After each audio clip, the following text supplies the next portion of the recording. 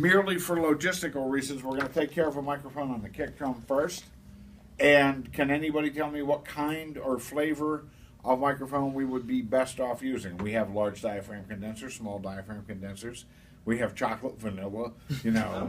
We've got... What about strawberry? Well, we have a few, you know. But we got some small diaphragm dynamics, some large diaphragm dynamics, a couple medium diaphragm dynamics. We have some ribbons. And I think if we dug far enough, we might be able to come up with a can full of charcoal. Okay, in case we wanted to grill while we were making up our minds. So, what would we use for, I'm going to give you a hint. What would we use for the biggest sound wave in the rig? Large diaphragm condenser mic. Okay, and why would we use a condenser? Faster transient response? Okay. What we would use a condenser if we were concerned about quick transient response. But it's not only the largest sound wave in the kit, it's also the slow. Okay. So large diaphragm dynamic. Okay. So we seem to be like circling around large diaphragm.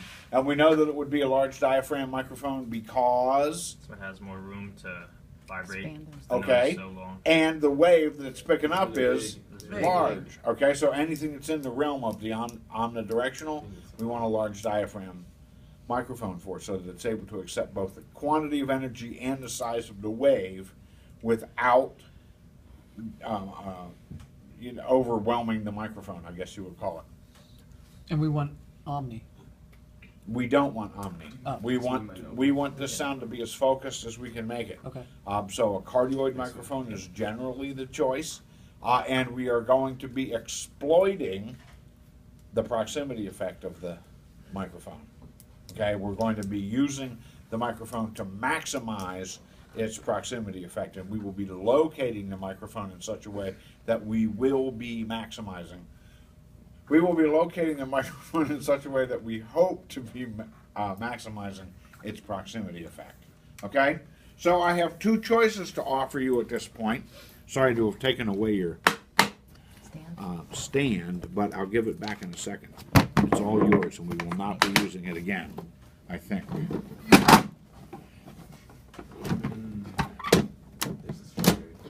Yeah. All right, so we have two.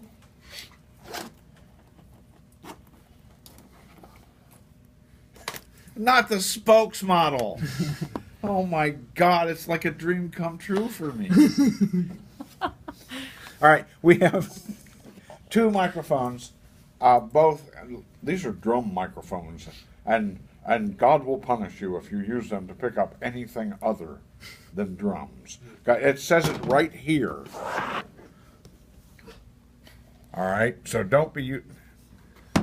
Now you know that's bullshit. You can pick up anything you want to with this, and if you want to de-emphasize its transient response, and you want to emphasize its relationship to the omnidirectionality of larger sound waves, use a kick drum microphone. Nobody will know. My personal favorite microphone for recording trombones is that kick drum microphone, because it does, it just does the thing. Now we have two microphones from two different manufacturers with exactly the same size diaphragms. They both have 1 3/4 diaphragms in them, but you can see that this microphone has a closed back, which indicates that there is a resonant chamber tuned to some frequency that we don't know, which changes how the proximity effect works in this microphone. Whereas this microphone, I see Tom, I see Stefan, I can see, there's foam in there, actually I can't actually see through it, but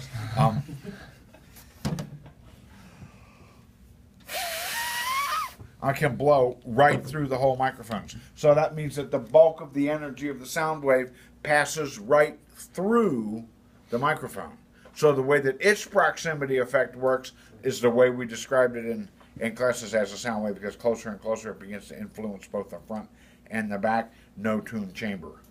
This one's got a tuned chamber that makes the proximity effect happen even with the microphone further away and at a lower level. So this microphone will, in most cases, record deeper than this one.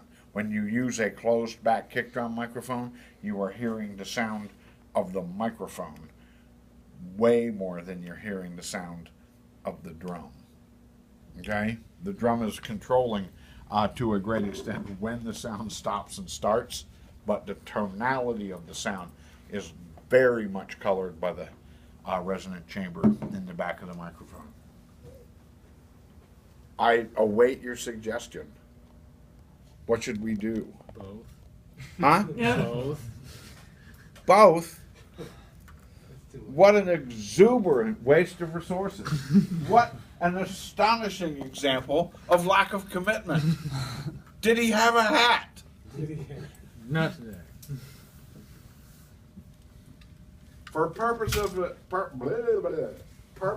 of experimentation only. We're going to put them up. Put them up both.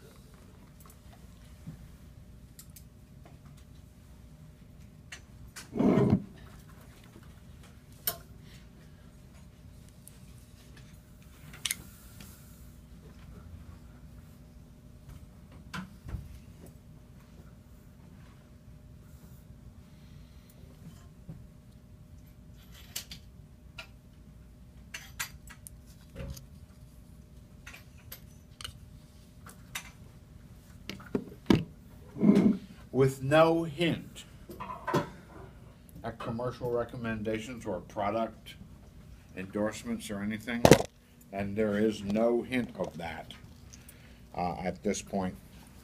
The closed back microphone is a Shure PG52. It is a Japanese copy of a much more expensive microphone that they make called a B52. So named, of course, for the World War II bomber, and its thunderous approach. And a B52 is even more thunderous than this microphone, but not by much. A B52 is about $275. This microphone is part of this kit, and this whole kit is $399. So take it from there. Also, I will say for the first time this evening that microphones are microphones. They are not wrenches. Don't twist the microphone into it. Huh? Are you saying don't twist the microphone into it? Yes. I'm saying don't use the microphone to crank down on the stand as tight as you can. Like you can grip the microphone pretty hard and use it to like completely strip the soft threaded brass insert, you know, and then pretty soon you have to like take your microphone to the machine shop or you'll be unhappy, or other combinations of things I don't want. All right. You're just so patient. Oh, that's because you're used to dealing with Bill. That's right.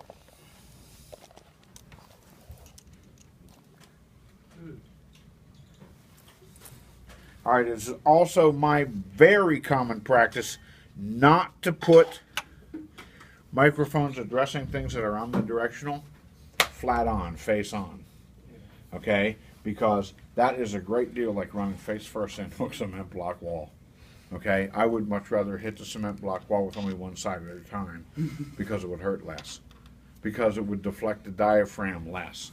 Think about what we're trying to create here. We're trying to capture both the low frequency and that part, the attack part, and if we have it face on, who's going to win? Yeah, the attack, okay? So we are, and to a certain extent, de-emphasizing the transient portion. Is it not currently face on? No. No, No. it's an No, it is angled away. It's at about a 15-degree angle to the head of the drum. Oh, okay. My angle to the drum is not perpendicular. Yes. I can't change that, but I have a number you can call. Out of town, call collect. Now, once again, I'm threading the holder onto the stand, not the microphone onto the stand, so that I am not tempted to use how conveniently it fits in my hand. to use it to screw it down to the stand with the force like Gorilla Grip.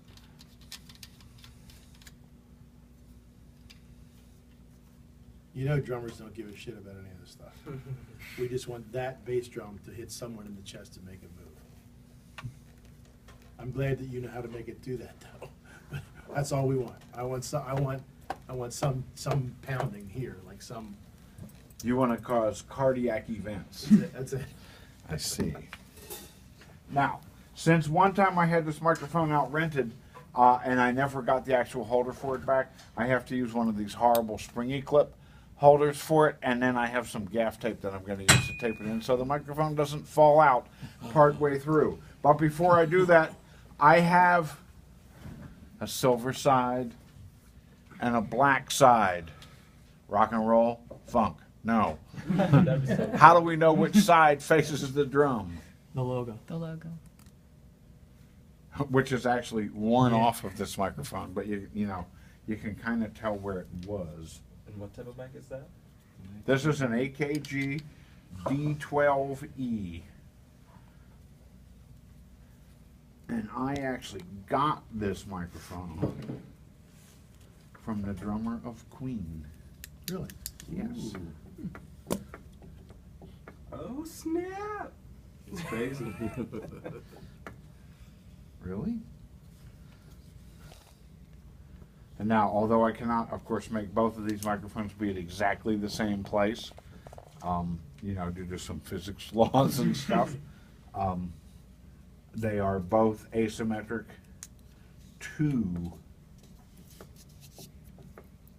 they're approximately symmetrical to one another and asymmetric to the head of the drum, is what I'm trying to say. Does it matter, like, which way the angle's facing? Like, can it be facing in this way? Yeah. or- Yep. Yep, but can I give you a piece of advice? Don't ask questions. No, that's not the piece of advice. The piece of advice is almost always, remember, omnidirectional, so the microphone doesn't really care. Okay. All right, but there's other sounds that are taking place around it, and if we want to minimize how much other sounds, like there's in real life, there's a bass player about where that chair is with an amplifier and an attitude. Okay, and you don't want that bass player sound leaking into that microphone. So this, even though it knocks it down only a dB or two, any port in a storm, you know. I did not notice that you had an attitude. I'll check for that at the next gig. God damn right you will. Excuse me, we may have gotten excessively informal here for a moment. Or maybe not. I will resist all temptation to say anything further. That's probably a good point. All right, I would also like to use this moment as an advertisement for not getting old. Because I don't know if you noticed how long it took me to get back up off the floor, but I noticed how long it took me to get back up off the floor. Need And, to hire Use your someone. resources. well, then we can put it where I want it. Okay. You know, not yet. Once we get to the studio, the resources will be doing this, and I will be able to observe without having to bend my knees. Now, please also notice, we're putting up two microphones here, which of course means we have two cables to start with, and I am going to start off, pardon me, I am going to start off exhibiting a great deal of cable tidiness. I'm not letting the cable make big loops across the floor, because I'm going to be walking around here later and we'll trip and die, which I'm not really into. And I am moving almost all, but not entirely all, but almost all of the slack in the cable to where I'm plugging the cable in. I'm not leaving it here. Got it? So that means when we get to the studio, there will be a panel in the wall rather than a snake box on the floor. That panel will be in the wall, and there should be nice, neat loops of excess cable there, not all tangled up with one another in case we have to shuffle some stuff around. You have to start your cable neatness plan with the very first cable. You can't start it on top of what Bill called yesterday the dog's breakfast.